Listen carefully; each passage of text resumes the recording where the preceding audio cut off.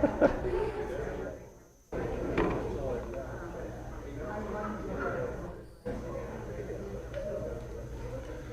morning, everyone. We are in Acts chapter 21 this morning, and we're just about finished with question 13 on our lesson sheets.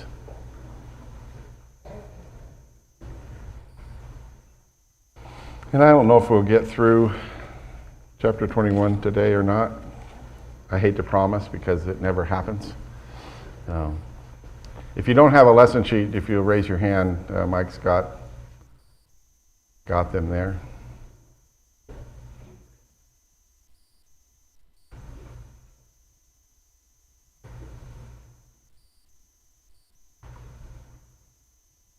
Got a bunch of people on your other side too.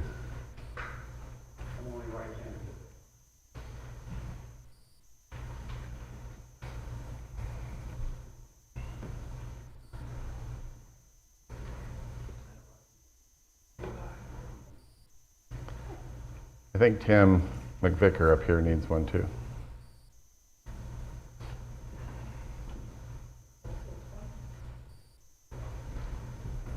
Well, I thought Debbie was getting up to get it for him, and then she just walked out. All right, let's begin with a prayer.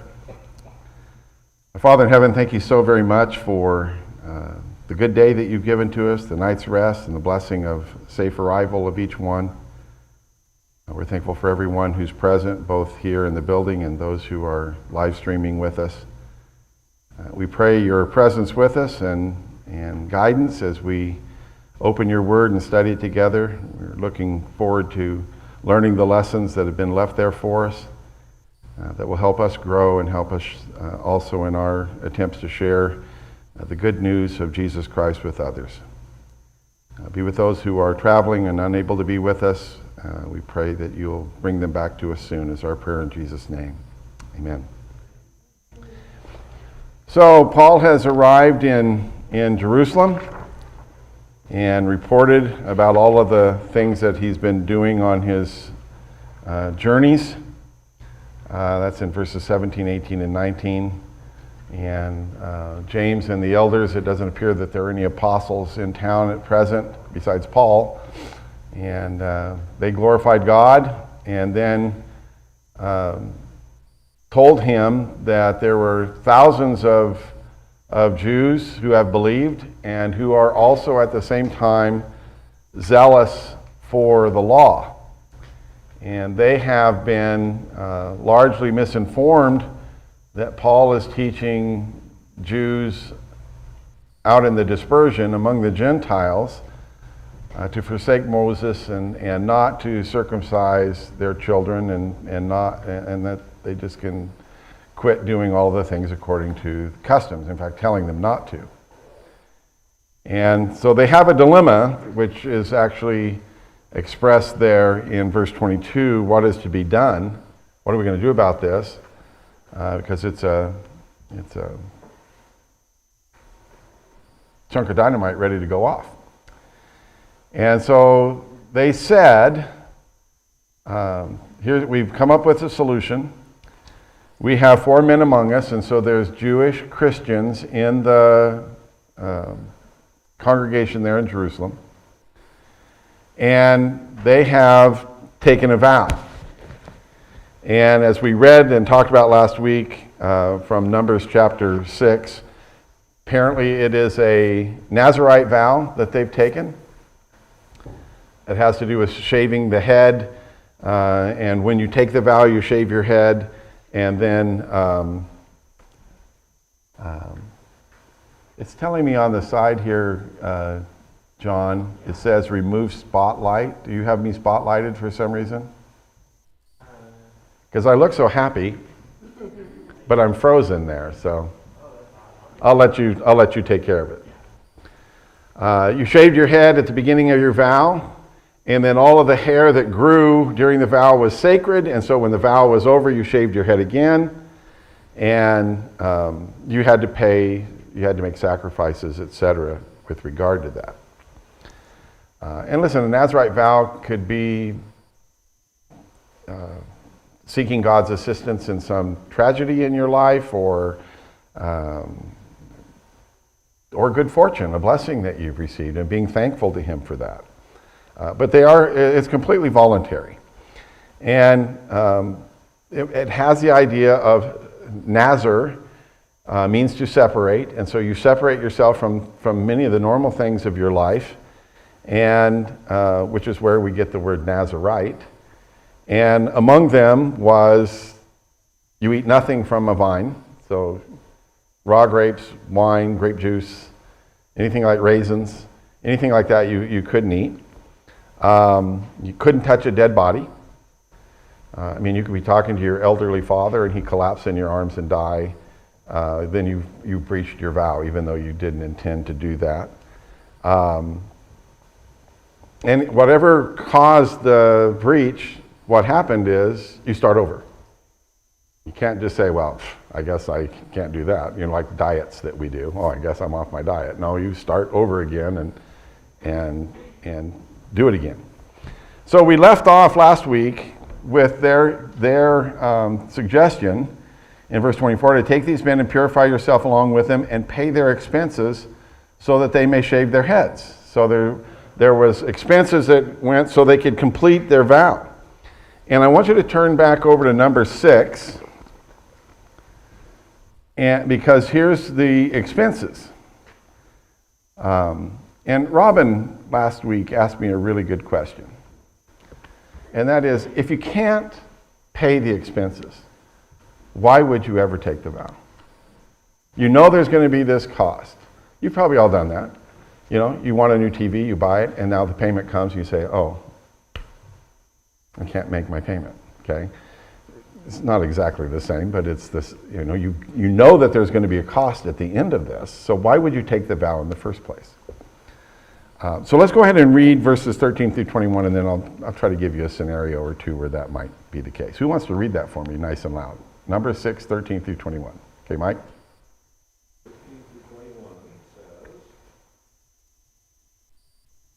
Now this is the law of the Nazarite. When the days of his separation are fulfilled, he shall bring the offering to the doorway of the tent of meeting. He shall present his offering to the Lord, one male lamb a year old without defect for a burnt offering, and one ewe lamb a year old without defect for a sin offering, and one ram without defect for a peace offering, and a basket of unleavened cakes of fine flour mixed with oil and unleavened wafers, spread with oil, along with their grain offering and their drink offering. Then the priest shall present them before the Lord, and shall offer his sin offering and his burnt offering. He shall also offer a ram for a sacrifice of peace offering to the Lord, together with a basket of unleavened cakes. The priest shall likewise offer his grain offering and his drink offering. The Nazarite shall then shave his dedicated head of hair at the doorway of the tent of meeting, and take the dedicated hair of his head and put it on the fire, which is under the sacrifice of peace offering. The priest shall take the ram's shoulder when it has been boiled, and one unleavened cake out of the basket, and one unleavened wafer, and shall put them on the hands of the Nazarite after he has shaved his dedicated hair. Then the priest shall wave them for a wave offering before the Lord. It is holy for the priest, together with the breast offering by waving, and the thigh offering by lifting up, and afterward the Nazarite may drink wine. How are we going? No, one more. This is the law of the Nazarite, who vows his offering to the Lord according to his separation, in addition to what else he can afford, according to his vow which he takes, so he shall be according to the law of his separation. Okay. So you got one male lamb, one ewe lamb, and one ram. So there's 3 animals that you're having to sacrifice. I don't know how many of you have been in the market for sheep and such, but that's not cheap. That's not, plus all the grain and the drink and all of that goes with it. So it's not a cheap offering. And listen, these people may have had the funds to do that at the beginning, and I don't know how long their vow was, but what has Paul just brought to the church in Jerusalem? A monetary offering. Why? Because they're impoverished. So perhaps, and I'm guessing, has been some change in their economy since these guys took the vow, and they're unable to pay the amount for that. And so Paul's help then is going to be needed and very much appreciated. And listen, he's not being duplicitous in doing this because this isn't for salvation. I mean, this is not, it is in the sense that if you take a vow before the Lord, what do you have to do? You have to keep it. So your soul is on the line, but it's not for salvation, it's just to preserve your good standing with the Lord. And in our 1 Corinthians study, Paul said, I became a Jew what? Or I became like a Jew to save Jews. I became like one under the law to save those that are under the law. So there's no contradiction here with the faith and following Christ. This is separate and apart from that. It's just, again, I think I mentioned last week, we observe Thanksgiving. Same kind of a thing. It's a cultural event. Yes? One possible contradiction was put out to me is they're not supposed to drink anything from the grape. So how did these I know.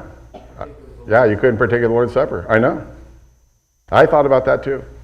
And I wasn't going to bring it up because it's so confusing. But thank you. Yeah, I don't know how that worked. I don't know how that would work because you really couldn't partake of the Lord's Supper during that time. All right, so the intended results of this is that these rumors about Paul telling people not to do this are going to be shown to be false because actions speak louder than words. And so they would see him do this. Listen, where this happens, and I think I've got later on, where are we on here? I'm not connected, Tim, with the, see if I can get, you're seeing Acts 21 in its grandeur. Okay, let's see, let me go back, I'll just leave it here. In the court, and I don't agree with this model that's at the museum in Jerusalem. I'm going to see it. I'll be able to take better pictures. You can see it's a model because right here is a man. Okay, so that gives you the idea of the size. But here's the main temple, and this area here is the court of the priests, and then there's a court of men, and there's a court of women, and then there's the court of the Gentiles, and the Gentiles can go in that area. So this offering is made at the entrance to the court of the priests. So here's a Jewish man coming in to make this offering. The priest is there to accept it and be involved in that. And so it's right almost in the center of the temple. So everybody's going to see it. And I assume that James is the one speaking here when he makes this suggestion, and he adds very quickly, thus all will know that there is nothing in, this is verse 24, in what they have been told about you, but that you yourself also live in observance of the law. But verse 25, he's very quick to point out that, listen, this doesn't change anything that we wrote. He doesn't say it this way, but for our understanding, back in Acts 15, in that letter that was sent out to the Gentiles. But as for the Gentiles who believed, we have sent a letter with our judgment that they should abstain from what has been sacrificed to idols, and from blood, and from what has been strangled, and from sexual immorality. But that doesn't change anything with regards to the Gentiles. We're not saying they have to be circumcised or they have to keep the customs according to the law. And so nothing has been violated here. And again, there's no contradiction in Paul doing this for these Jewish brothers to correct that misunderstanding. So any comments on question 13? Okay, yes? Just as a quick in verse 25, when he's talking about Gentiles and from blood, and from what is strangled, what do you understand about Well, that term? and having been a meat cutter, when you strangle something, what happens to the blood? It's still in there. The blood is still in the meat when an animal's been strangled. There's no bleeding, and so that's the reason why you can't eat things that are strangled. Because the blood is still in the meat, still inside the animal. Okay, thank you. Welcome. Yeah, Yes? you now might put me on a tangent, but I'm exactly. So, when they said to take them and purify yourself along with them, that means that you could have joined them halfway through their vow or towards the end of it? Well, let me make sure I'm gonna. So what happened is the purification. Where has Paul been all this time? Out among Gentiles. What would he be viewed, especially by the Jews that are following customs? What would that he still be unclean? So he needs to do that. He needs to do that in order to go into the temple. And last week, and I'll make it a little bit more specific here. When I go to Costco, I have to do this. Okay, why? I'm a member. I'm a member. No, you show me your card, okay, to get in the store. And so to get in the temple, you're going to have to prove to them that you're clean because you've been among Gentiles. And so here's I did my purification, and here's the evidence of it, what have you. So that would be a part of that. I don't think, you remember he took a vow in Cenchrea, had shaved his head in Cenchrea.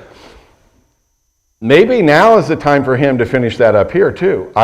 Nobody has said that, but I know that he took that vow, and it's very possible that he too is getting ready to finish doing that, which gives me a whole completely different picture of Paul and his defense, because now he looks like me. You know, he's all shaved and not like the pictures that we normally see of him. I took, it was a short one. It was between times. So question 14 then from verse 26, what did Paul do? Yeah, he agreed. He agreed with that. In fact, the very next day, he took himself and the men and purified themselves. Basically, this handles the paperwork of dealing with this. Listen, you don't just walk up to the priest and say, "Okay, I'm doing this." No, you have there's more than you, especially at this time of year, because we're probably between Passover and Pentecost here. That's when Paul wanted to get there, and nothing indicates that that didn't happen. And so he would have set the time for the priests for the purification, for the offerings, and for the whole thing to take place. And so the offering would then have to be presented. And if you're in the temple and you got the booths of Annas and you have to have a lamb that's blemishless, it's going to have to go through an inspection in order to do that. Daniel? The thought occurred to me that if Paul were writing this account himself, this would probably look a lot different. Like Luke is basically saying, like, this is what he was instructed, very next verse, and Paul did it. Right. I'm sure from Paul's point of view, this is a lot harder. Right. It's like, I really am under no obligation, and I'm free from the law, whatever. Yeah, a sentence this long. Yeah. And listen, as we point out, Luke is writing this for a particular purpose. He's got a goal in mind, and so it doesn't fit into the necessity of what his plan is to cover all that. I just wanted to add that this ties in well with what we're studying from Corinth, where I know. he is telling them, you don't have to do these kind of things, but also you should. Yeah, and again, Robin mentioned that to me last week. She said, it's amazing how Acts and 1 Corinthians are going together here. And I said, and amazing is we've been in Acts so long that it was amazing how Acts and Revelation, which we finished before this, went together. And like now, I'm getting chills over the fact that it just melds together so well. So Paul here it is, Debbie. Paul would have had to purify himself anyway to enter the temple if he wanted to teach there, and he does. I think that's one of his main goals here. And so, again, not sinful for him to do that. Any other comments on question 14? Yes. So it almost sounded like this formula Yeah, they are. They're at the end. They're finishing up their vow.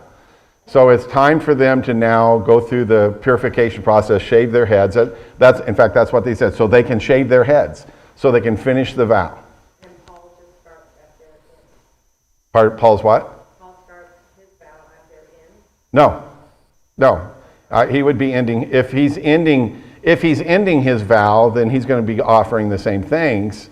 If indeed the vow he took in Cenchrea was a Nazirite vow. Because it says he shaved his head, so I'm assuming it is. And I don't know where he would have ended it. I would assume he'd have to end it here.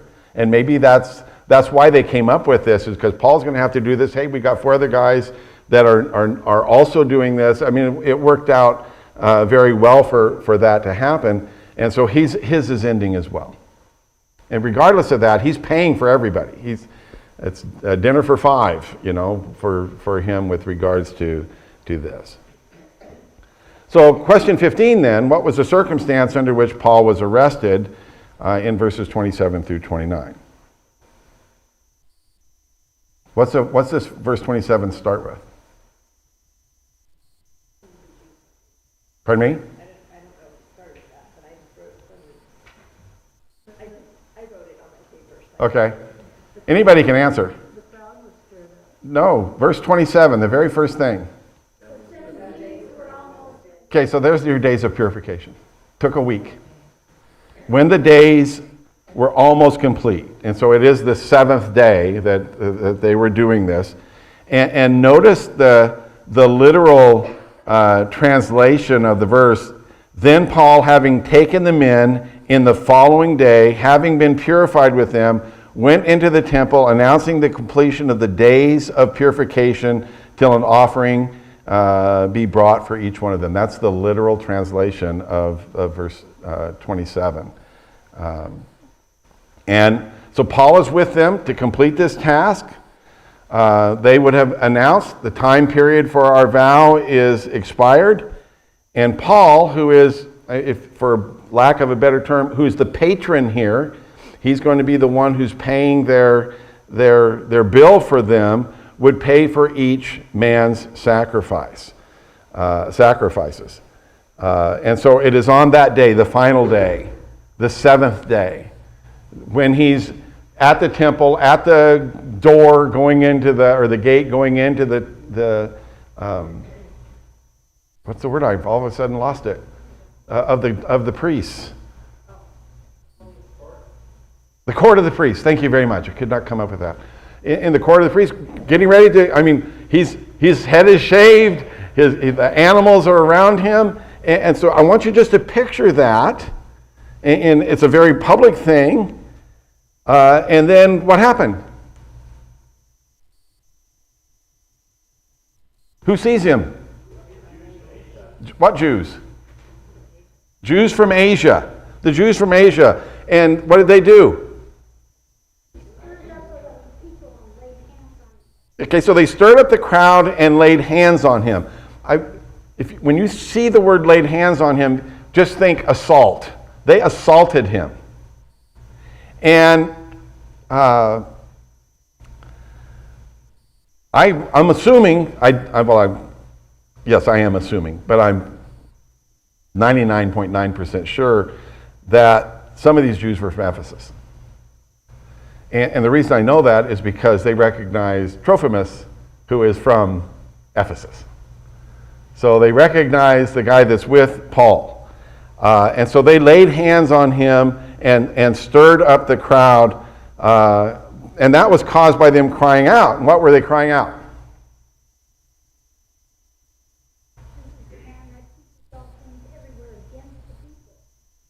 Okay. Well, first of all, they get everybody's attention.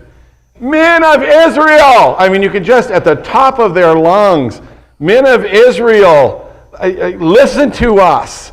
And they help us, and they announce 2 charges. Number 1, this man teaches all men everywhere against the people and the law and this place. And so he's teaching everybody everywhere against Jews, against the law of Moses, and against the temple. Now, you're in a place that when you say words like that, I mean, those are fighting words. Okay? You've stirred up a nest of hornets with that. And the second thing they charged him with was what? Yeah, and when you see the word Greek, what are you saying? Gentile. He brought a Gentile into the temple and has consequently defiled this holy place.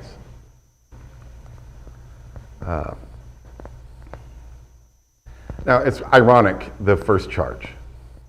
What's ironic about it? He's teaching people against the customs and against this place and against the law. And what's Paul involved in? Doing that. He's completing the Nazirite vow and paying for 4 other guys. Okay? So at best it's ironic. At worst, and I choose that as the motivation here, it's diabolic and it's vengeful. There's vengeance involved in here. And it mirrors the exact same charges that were made against Stephen. That he speaks against the law, the people, and this place. And that's back in Acts chapter, 7's when he makes his defense. Acts chapter 6.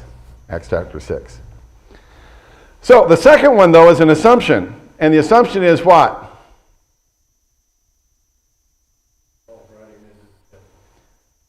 Well, the assumption is they saw Paul with Trophimus somewhere.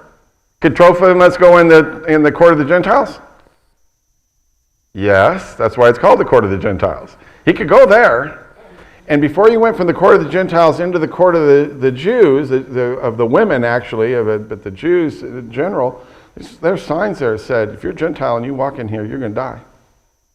You will absolutely die. And so I brought my Josephus here. Let's see. I want book 6. And this is what Josephus writes about the wars. This is Wars of the Jews, book 6, chapter 2, and section 4. Says, now Titus was deeply affected with this state of things and reproached John and his party and said to them, have you not, vile wretches that you are, by our permission put up this partition wall before your sanctuary? Have not you been allowed to put up the pillars thereto belonging at due distances, and on it to engrave in Greek and in your own letters, which would be Aramaic, this prohibition that no foreigner should go beyond that wall? Have not we given you leave to kill such as go beyond it, though he were a Roman? So any Gentile, and the fact that the Romans gave the Jews permission even to kill a Roman who walks beyond that is indicative of that. The inscriptions were in Greek and Latin as well as Hebrew, and 2 of those have been found. You can look those up online, and 2 of those signs have been found. And listen, when you read Josephus and it says the wall of partition, we've allowed you to do that, and you go over to Ephesians chapter 2 and verse 14, where Paul says, for he himself is our peace, who made us both one, and has broken down in his flesh the dividing wall of hostility. Now, I'm sure that Paul had that wall that Titus referred to in Josephus when he said that dividing wall. The partition there has been removed. So we saw Paul somewhere with Trophimus, and so they assumed that he what brought him in. And listen, they hate Paul, especially the Jews in Asia. He debated with. He was there for 3 years, and he debated them in Ephesus in the synagogue. He took a bunch of them with him when they left. He removed, a lot of them went with him and left the synagogue to be numbered with him. They were all embarrassed. They were humiliated when the big riot took place. And great is Diana of the Ephesians, or Artemis of the Ephesians. And in fact, when they put a Jew forward to say, we're not a part of that, they yelled at him and beat him down even more. So they have a deep and abiding grudge. And listen, logic and sense don't matter when you have that kind of a prejudice against somebody. So oddly enough, which is kind of interesting to me, it was not the Judaizers among the church in Jerusalem that are causing the problem.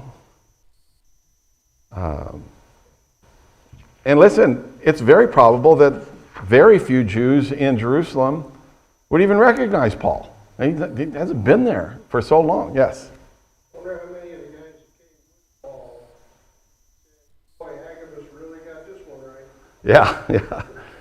Well, listen, I'll tell you what, Luke didn't write this as an eyewitness account, because he's a Gentile, so he wouldn't have been there. Timothy could have been there. Titus wouldn't have been there. And in fact, all of these guys, probably many of them that came with him, the 8 guys that came with him, I don't know how many of them were Jews. But again, what the Spirit said would happen came from a source we would not have thought of. We would have thought it was going to be the Judaizers, and it wasn't. It originated with implacable Jews from the area where he had his most success.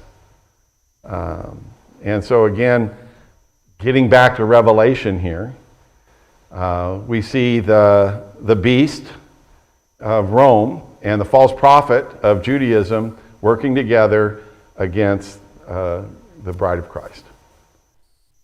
Very, very telling there. That, if you want to read about that, it's Revelation 13. Okay, question 16. What happened after Paul was apprehended? Grabbed there in the temple. What's it tell us there in verse 30, first part of 31? Okay. What were you going to say, Cindy? Well, Daddy, they drew him out of the temple and the doors were shut. Okay. Did none of your verses say in verse 30 the whole city was stirred up? Yeah. That's what I want. That's the answer I wanted. Oh, and That's what happened. the city was moved. Thank you. Thank you. Yeah, and listen, the last time we saw that phrase was in Ephesus. When they cried out, the whole city, I mean, everything is in turmoil now. And the people, they're claiming that Paul was speaking against, they are the people who rushed into the temple here. And picture, Paul would have been at the court of the priests. That's where he was spotted. He would have been in the court of men, right outside the court of the priests. They're dragging him through the temple, through the court of the men, through the court of the women, through the court of the Gentiles, to take him out of the city. And let me see if I can. I'm still not going to tell you. It's hard to find a picture that I want. And immediately the gates are shut. They've shut the gates. And I'm thinking that they were shut either by the priests or the temple police, the ones that are in charge of keeping order in the temple. And they dragged him out with one purpose, and that was, whoever said it, to kill him. Okay, they're going to kill him. Question 17. What was the first thing the Roman commander did? And when I say first thing, I mean first thing.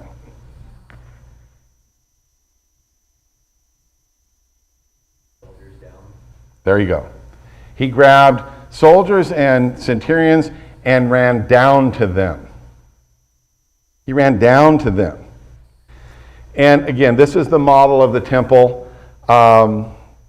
And in the model of the temple here, this tower right here, if you're looking at this side, this tower right here is the Tower of Antonia. And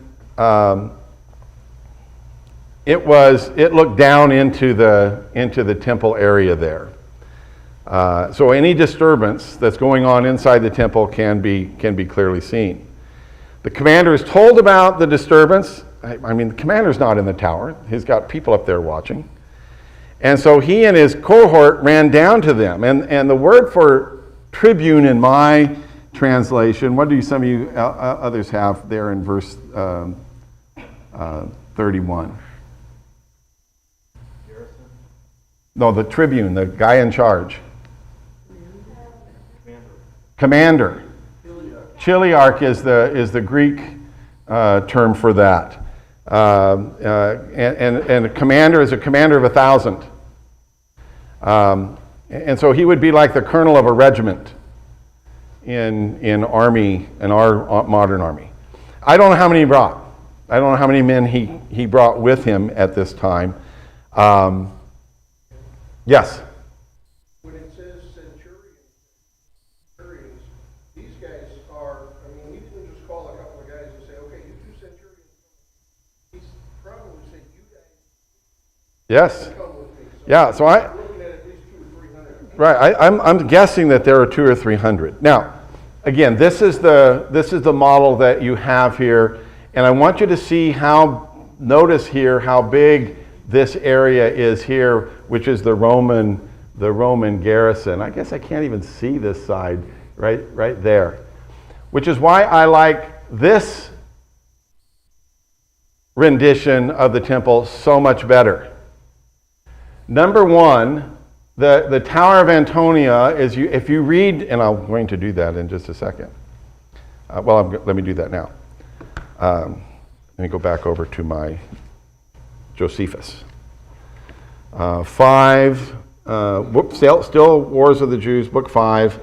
This time we're in chapter 5 and verse 8.